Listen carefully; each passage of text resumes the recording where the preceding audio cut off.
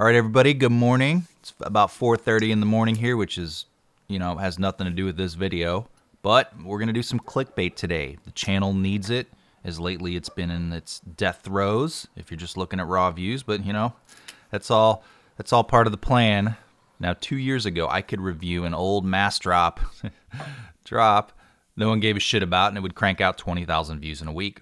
It's got carbon fiber, guys. Then you had the nutsack bag, 60,000 views in 2 weeks. People love videos about purses in 2019, I guess, but none of this shit would happen now. There's a lot of theories, but some people think maybe it's not enough batoning. No one would get tired of every video having the batoning. It's always fresh. Not enough fixed blades. I don't know. Maybe there's not enough hog, which is a fair point. But the one thing that has remained consistent over the years, it's the whining. So let's see how this works. A little whining sprinkled in.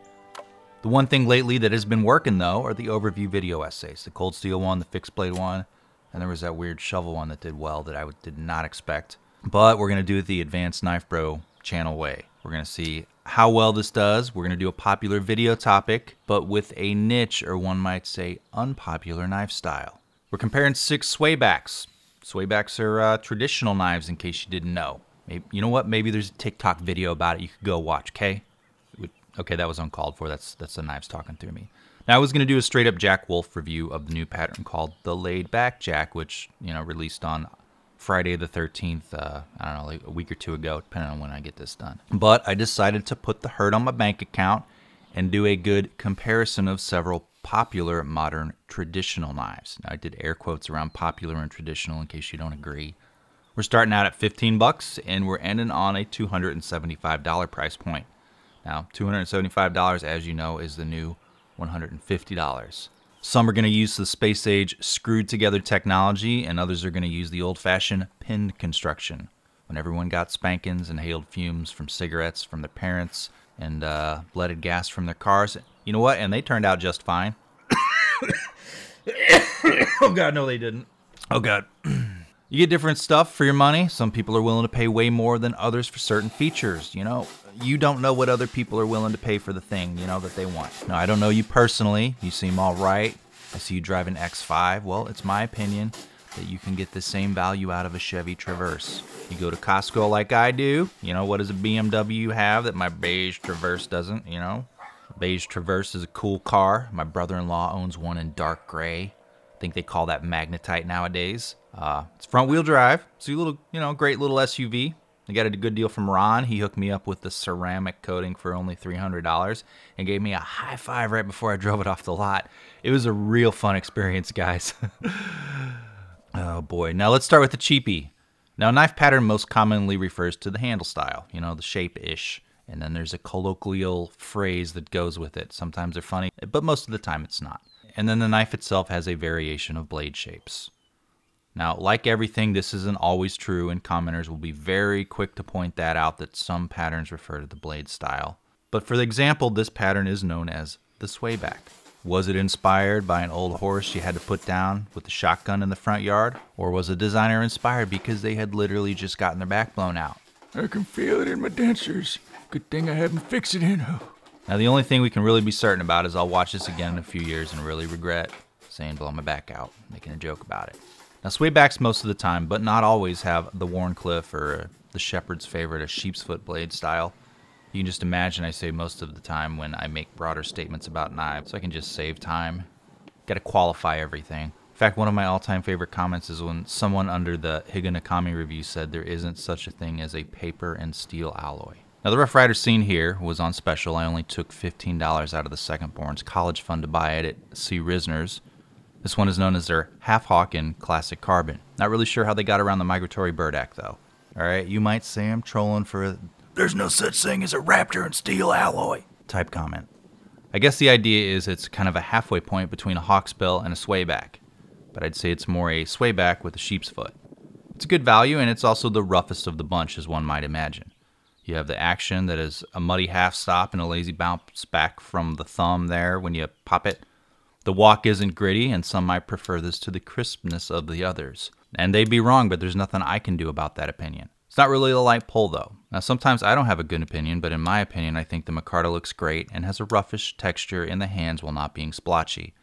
It is constructed traditionally via the pins and has a nice looking shield. Now it says a pewter shield in the product description. Don't know if that's a traditional pewter, like traditional style gasoline or traditional style paint.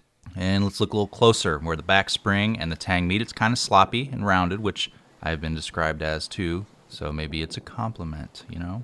However, the liners, the covers in the back spring are mostly flush, and the back spring is flush when fully open. Now on the forums, the guys who are the real experts about knives, not you, they are, use the word proud. I guess so they can say you should have searched the forums before asking what proud is, because there are already a whole lot of threads about this. Now the word proud is used when it sits a little high above the liners when open, but this does not have that problem. Blade centering is also traditional styled. Back then when you didn't care if a blade was centered and there were no stupid YouTube videos about it and you stood for the pledge. But, you know, if there's a little rub, isn't that a part of the charm of the traditional? Now, I haven't spent much time with the carbon steel used here, and I'm not sure I ever will. This is an excellent starter knife, and I would recommend this if you'd like to get into whatever it is I've been carrying on about as of late. But let's move on. Now the price jumps up quite a bit to get to the next tier at $55. And maybe if you kids didn't have to have the newest iPhone these days, you could responsibly afford 100 pocket knives like I have, or the lift on my truck. Now the reserve line is denoted first by fancier metal tube packaging, better action of the spring, better overall finishing of the materials, and more expensive steel known as the D2. I bought this at C. Risner's, link below, and you might remember them from my last video from the new knife line, the Ohio River Jack, because you celebrate the entire Advanced Knife Pro video catalog. I didn't care for the titanium, the screws, and the disrespectful tone of the presenter much. Now the action and the back spring are nice and crisp. Now the walk or the blade pivot across the length of the opening and closing is gritty. However, it does have a crisp talk, a nice thumb pop, and a strong pull. The pull is a little awkward. It works best to pinch the blade in the opening area. It's like easy opening because the thumb nick doesn't work that well. However, if you have gross, clammy, sweaty hands like mine, most of the time it might be difficult. In my head, I just try and think about baseball. Now the Matchstick nail nick is mostly a useless fingernail ripper because it's placed too close to the tang. And Knife Science states it's going to require more force to pull that. A little down the side there, you have a shield that is a slightly sharper version of the popular and extremely hard to get Northwoods butt plug. I might as well call it that because that's what everyone under the video does already anyway. And I know it makes some viewers mad, and I'm thinking very specifically about that All About Pocket Knives forum post I read once while Googling the channel. He did not care for my tone on the GEC review.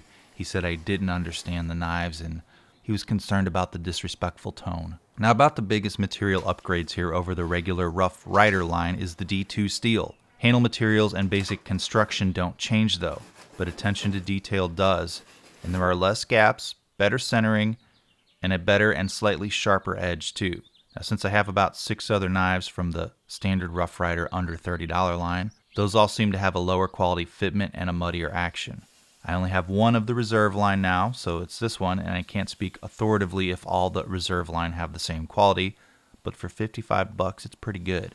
Now note that D2 is stainless, but it is often regarded as a more stain-prone stainless. And again, Rough Ryders are all made in China.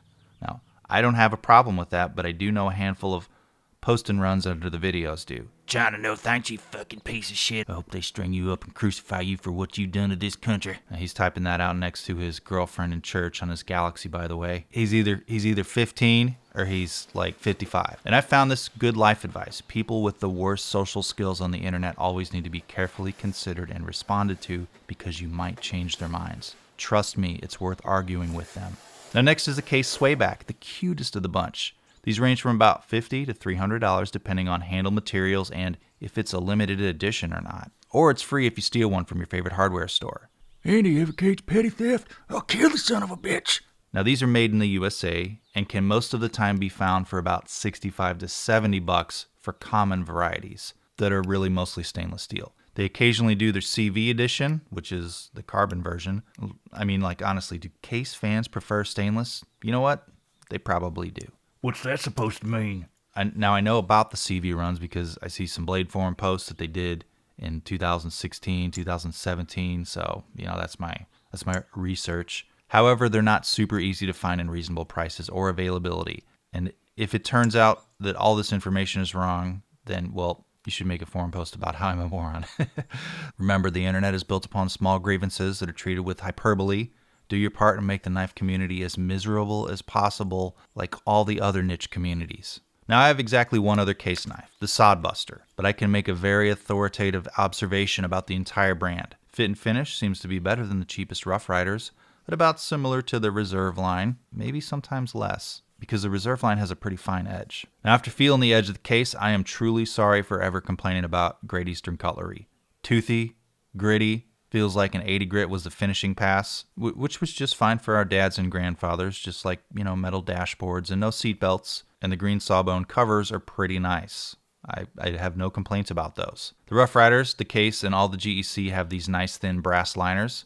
I like this touch, but I like brass. If there was a knife that was just like 75% brass, comes with a belt pouch, needs most of the weight to be in the handle though to be perfect.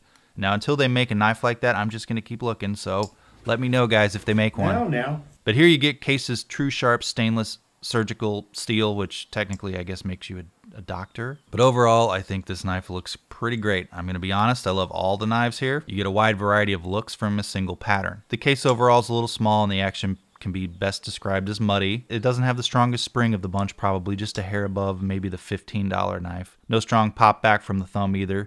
Fitment is great on the knife, but the bland walk and talk and the edge are among the worst of the series. There's a half stop too, like all the rest. Are we good on the case? Now, the hard to find one, the Great Eastern Cutlery. If you know GEC, you know they rotate a large number of patterns, typically making between, 300 to 2,000 in each run, and sometimes even less and sometimes more. Rarely more, though. I think sometimes they get to 3,000 or 4,000, if I'm not mistaken. No one really knows how they decide their quantities of a pattern, but there's definitely a masochism to it. Like, I think they like seeing a little bit of blood when people fight over these, complain about the prices. Hey, Bill, you sure you want to give them only $500 for the forum knife? We have materials for $1,500. No, I want to see them eat each other. So the Viper here is a 47 pattern, not Viper like the brand Viper, but like the arbitrary name Great Eastern Cutlery gives, like, their models. Not to be confusing, but there's a pattern number and there's also like what they call that particular pattern with the scales and it's like a little cute name that they put with it. Now this one was produced during 2020 and GEC has production totals as 371 for the black plum jigged bone, which is as close as GEC gets to purple knife. Now they excel so well as a collector's knife because the 47 here may never be produced in a black plum jigged bone again. And we're probably years off from another run. So the assholes flip them on eBay for exorbitant prices, and of course people pay for them too. Now most Great Eastern Cutleries are carbon, as is this one, and I probably paid under $100 for this at Collector's Knives. It's a store model. Now a store model is generally a knife with imperfections, and it's marked by an S on the tang and on the top of the tube. Now, I couldn't tell you what the imperfections were. I mean, have you seen me? So they weren't really noticeable. Fit and finish is great, but like a lot from this company, the edge is like, medium sharp. Although they're improving, some of the ones from this past year in 2022 have gotten better. And I generally will have to touch up the edge not long after use. Now this shield is called the Federal. They have a handy shield guide that names most of their common shields on their website. And the real fun thing about these though is the boys and I on the forums like their little unique shields like the beer and sausage, the elephant, the alligator. Now Great Eastern Cutlery has the walk and talk down on this one. Many of their single blades just have a really good spring. Tension's a little different, pulls and snaps, they vary from model to model, but I generally don't have a muddy back spring on a Great Eastern Cutlery, at least on the modern ones. The back spring on this one, when fully opened or fully closed, is that glass-like smoothness, which is a desirable trait among fans of traditionals on knives. The fitment of the brass liners, the covers, and the back spring on a Great Eastern Cutlery is hard to replicate by most makers of traditional knives. The overall design choices, the limited runs, the fit and finish, the mostly under $200 retail price of them are all reasons they are popular, and also assholes know they can flip them for more because there's not enough supply. Speaking about how you get these, I will say if you can get on a reserve spot for collector's knives, he has the most reasonable prices of any retailers other than JSR Sports. I like Mike, and I bought a bunch from him. He's nice, but because I am a Z-tier YouTuber, I do not get any special treatment, so please don't get mad at me. In order to acquire one, you need to have a variety of email alerts set up from retailers. Visit the official Great Eastern Cutlery production blog often to predict shipping times because it's a regular thing. You can easily see that if you're a little in tune, if you really want one. And you hope for the best. When you see the collectors with multiple runs of each, understand they probably have a connection or two from a retailer or are on a secret list, or have overpaid for at least one. Occasionally you get lucky by buying a second one at a retailer drop, but it's not easy to do. They often stay in stock for under 30 seconds, and someone always beats you. I've had so many misses. I've gotten exactly one knife from being on a secret list, and that's because I had someone else lobby on my behalf after I had several unanswered emails from them. And when I see the knife appear on Great Eastern Cutlery's production schedule, within minutes I had to email the guy and say, hey, I want this, even though I'd already told him I wanted one. And he said, we'll see. And it's the only time I've ever gotten one that way. Cultivating a relationship with a retailer right now is extremely hard, and especially if you make content like I do. And I'd like to note, because I really don't know the familiarity of the viewer with carbon steels, but they do tend to spot, darken, and can rust like we do over time. Some people with more time on their hands than love can force a patina on the carbon, like on a GEC, and carbons tend to need more care than stainless steels do. You'll need to wipe them down after use and oil them regularly when they come in contact with your fluids. Here are a few GECs that I use more often so you can know what to expect even after a few uses. Now this is a desired feature for a traditional knife. Now the Viper. I don't have a lot of Vipers and I haven't reviewed a lot, but this is a nice knife. Does anyone remember that video, the Viper video I did a few years back of this monstrosity? It was beautiful in a way. Now Mike over at Collector's Knives has quite a few exclusives, and this is one of those. I paid about $142 for this one with a limited burl wood scales. The mirror polished backspring on this one is a touch below the Rough Ryder Reserve for tension. It's not super aggressive and a touch lazy, not unlike your narrator here. Still nowhere near the low-end Rough Ryder and not a bit gritty like the really gritty Reserve Swayback. This is one that would be considered probably a modern constructed knife because of the presence of screws. Now there are a lot of opinions on both sides of the fence. Do screws ruin the look of a traditional? Now how long can I talk about screws on knives to my friends before they don't talk to me anymore? There are a lot of things to consider here. Now I tend to prefer the pinned look myself. Now I will say the screwed together construction of a traditional is a bit misleading of a tease sometimes, as many still have hidden pins or are put together in such a way that they won't be perfect if you take them apart per a Shabazz disassembly porn video. You need to have a guy who works on them if you trust them, that repairs or fixes them. And it's a pain in the butt because like you paid $100 for this knife and somebody's gonna spend an hour working on it for, $50. That's why it's hard to find. Now this uses the modern M390 steel and an integral titanium bolster liner, something that may get you a tongue lashing on a certain forum. This one isn't going for the flush mating of the back spring and liners, and that's fine. It's a mirror polished on the back spring is a nice touch of flare, and the spring is rounded. And then out of the back you have your lanyard hole for your everyday carry sculptures, your expensive combat beads. This one was fairly sharp out of the box. Fit and finish is excellent on an all-around fine knife. Which brings us to the knife for the fancy lads among us with their little spring outfits. Anyone remember Cabin Boy? The pennies have broken the seal of the mid to high $200 traditional inspired knives, and this is in that range depending on options at $275 to $300. I think Ben from Jack Wolf said this initial run was a few hundred, so that's kind of like why they're a little hard to get. Don't quote me on that. Actually, you know what? Actually, don't tell anyone you watch this video. And if it's like the first knife in the series, the Sharpshooter, these didn't last any more than an hour at the retailers that released them. Now, Ben's not looking for fights, and he's got a bunch of patterns he's releasing this year, and he'll return to these at a later date, I would assume, if they're popular. So there have to be a few things to set it apart from the others, right? This is a more expensive one. First, you have the titanium and M390s like the Viper, but you're like, oh, that's a $150 knife. But there are a few other finishing techniques that go above and beyond the titanium and the M390s. These are the things that cost the extra money. For one thing, the packaging. The packaging is more expensive, on this one. It's got the tube. It's got the little stuff in there. So you get that. You don't get a tube with the Viper. You get a little tiny box. And the Lion Steels are the same way. Now, I'm sure there's some other slip joints to do this, but I haven't seen them on this particular thing right here. The back spring in all three positions is flush. At the closed position, at the half stop, and at the open. It's just that glass-like smoothness all the way in all the positions. There have to be certain considerations made. You got to do the tang a certain way, and I'm really getting into stuff I don't understand here. But I do know that the tang cutting is in a direct relationship to how flush the backspring sits. Because Sean Yaw fixed my Benchmade proper. He redid the backspring in it. He talked about how the tang on that knife is messed up, so it's not necessarily the backspring. Now, Great Eastern Cutlery manages this fully open or closed, and they get close at the half stop with that glass-like smoothness. It's a brag thing mostly, though, like a internet brag, your coworker or friends or loved ones. They don't give a shit about it, but it's still impressive nonetheless. It's the, quote, drop shut action of the slip joints. It doesn't mean much in the scheme of things, just cool, like YouTube knife reviewers. Now, the gunstock jack was also like this, and Ben said all patterns will have this feature, or brag. The pull is the strongest of all the knives here, and it's about perfect in my eyes. All 6 of them, this one is the crispest and the strongest. A hair harder to close than the GEC, but the one thing the GEC has is a harder snap from the half stop to the close. It just has a mean clink. This one's pretty mean too, but I like a hard clack open and a nice snap closed and a crisp thumb pop. And this has all of those.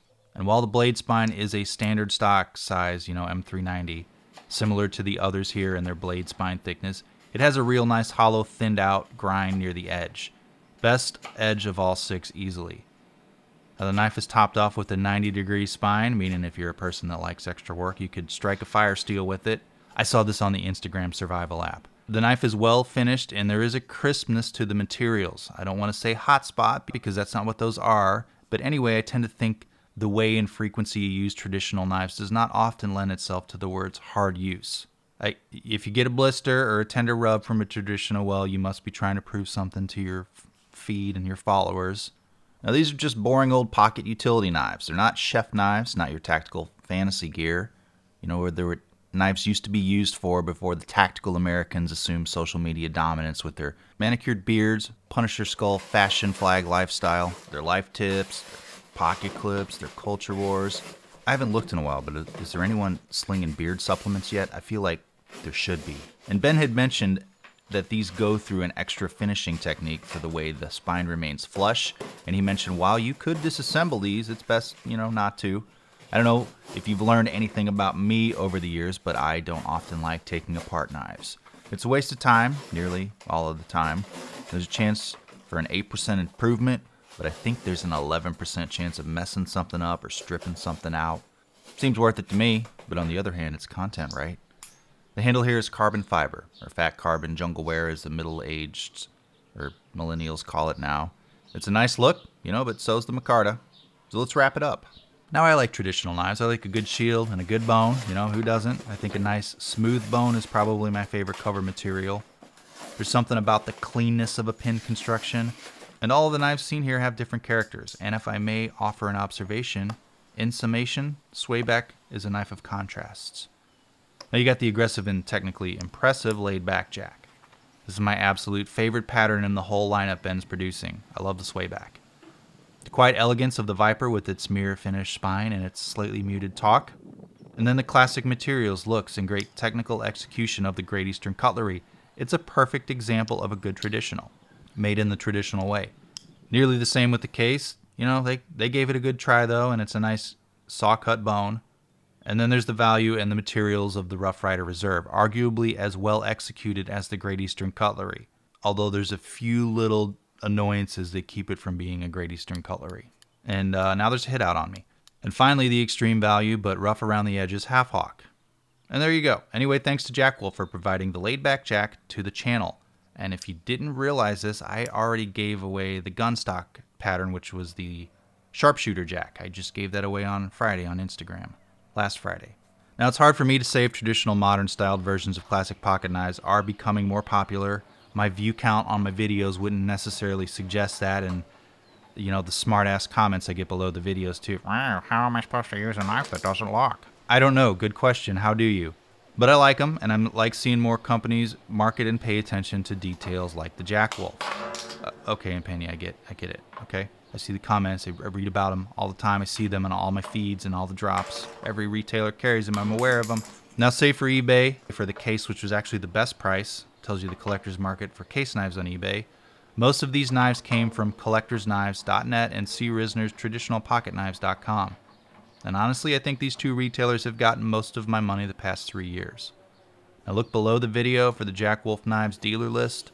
That's where you get these. There's going to be a few stragglers because by the time I finish this video and seeing how much I've written, God, I'm sorry, folks, most of the laid-back Jacks will be gone. But if you follow me on Instagram, you knew that they released them on Friday the 13th, and with some stragglers up to a week or two after. So hopefully you can score one if you so choose. I promise I'll ease up on the traditional soon, but these guys are super cool. Say hi to the patrons. They pay for my upgraded video gear so I can spend money on traditionals. Thanks to them, and no interest financing, of course. So like, subscribe, comment. Thanks for watching.